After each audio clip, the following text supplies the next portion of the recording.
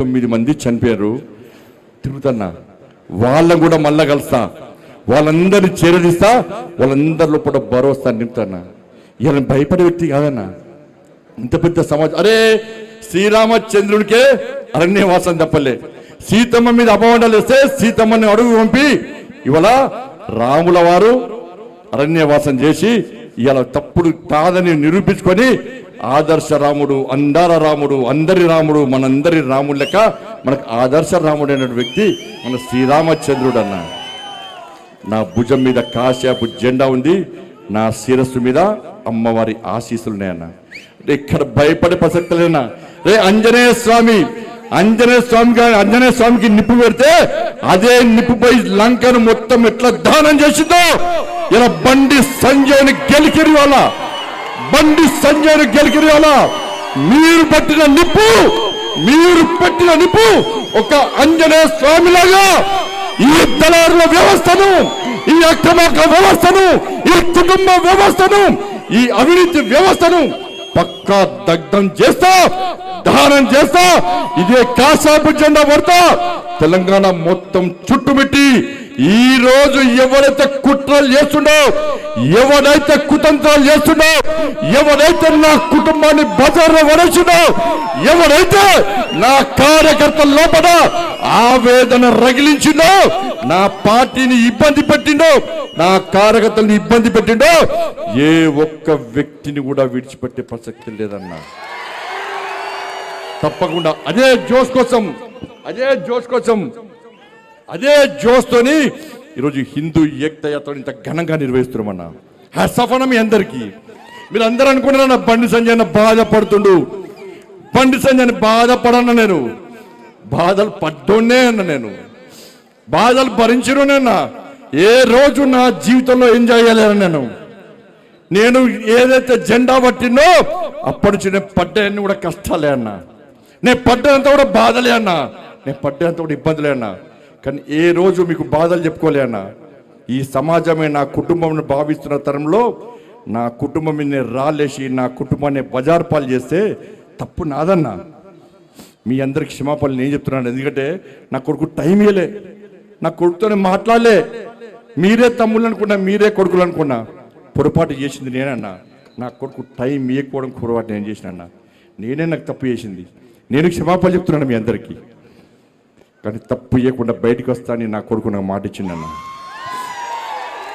తప్పకుండా వస్తాను మాట ఇచ్చిందన్న. నిజంగా తప్పు చేస్తే నా కొడుకును కూడా నాకు క్షమించన్న, ప్రసక్తి లేదన్న. కాబట్టి దయచేసి తప్పుడు ప్రచారం నమ్మకండి.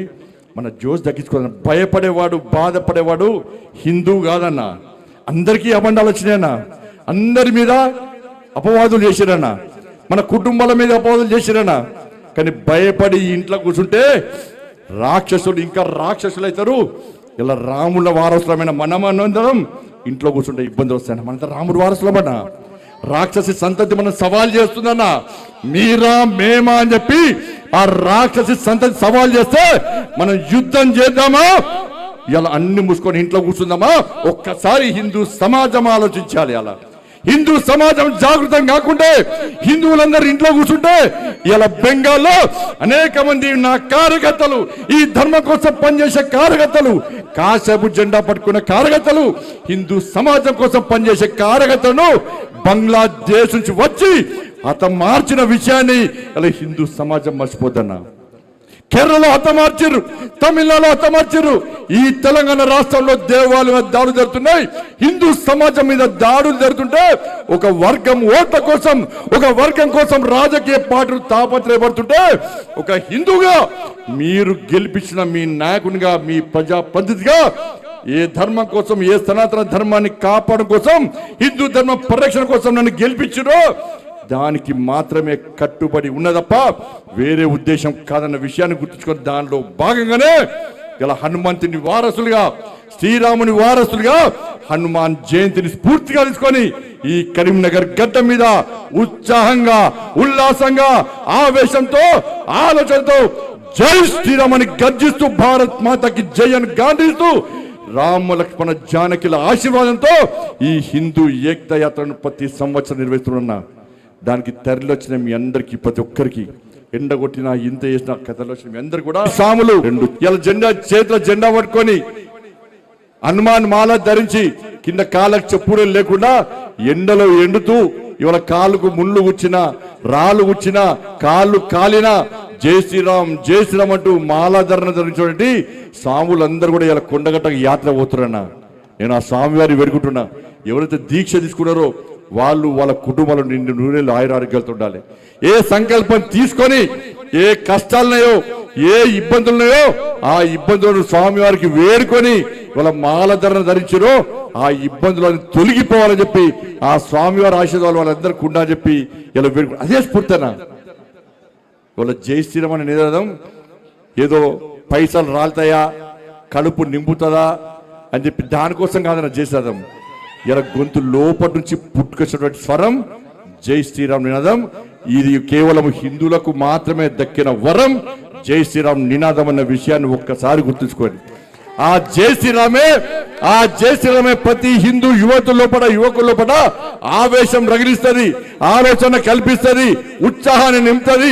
ఈ దేశం కోసం, సనాతన ధర్మం కోసం, హిందూ సమాజం కోసం, హిందూ సమాజానికి ఆపదొస్తే, హిందూ ధర్మానికి కష్టాలు వస్తే, హిందూ సమాజాన్ని చీల్చే ప్రయత్నం చేస్తే ఈ జై శ్రీరామ్ నినాదమే ఒక కాషాయపు జెండాగా మారి ఇలా ప్రతి హిందూ చేతిలో ఒక జెండాగా ఆయుధంగా మారి ఈ సమాజం కోసం ప్రాణాలకైనా తెగించి కొట్లాడే సత్తా చూపడానికి కల్పించే ధైర్యమే నా జై శ్రీరామ్ నినాదం అనే విషయాన్ని వీళ్ళందరూ గుర్తుంచుకోవాల్సిన అవసరం ఉంది. దానికోసమే హిందూ ఏకయాత్ర. ఈ హిందూ ఏకయాత్రనే ఒక సామాన్య కార్యకర్తను ఇలా నాయకుని తయారు చేసిందన్న. ఈ కరీంనగర్ గడ్డ మీద పుట్టినన్నా, ఈ కరీంనగర్ రక్తం నాలోపల ప్రవహిస్తుందన్న. ఈ కరీంనగర్ గడ్డ ఒక పౌరుషం ఈ బండి సంజయ్ లోపల చిన్న కార్యకర్త అన్న, సామాన్య కార్యకర్తలు. ఇలా టవర్ సర్కిల్లో కొట్లాడినా, గాంధీ చౌరస్తాలో కొట్లాడినా, నాక చౌరస్తాలో కొట్లాడినా, బస్టాండ్ చౌరస్తాలో కొట్లాడినా, కోర్టు చౌరస్తాలో కొట్లాడినా, టవర్ సర్కిల్లో కొట్లాడినా, కలెక్టరేట్ లోపల కొట్లాడినా, అంతటా కొట్లాడన్నా. ఇలా చౌరస్తాలకు బ్యానర్లు కట్టన్నా, పోళ్లకు జెండాలు కట్ట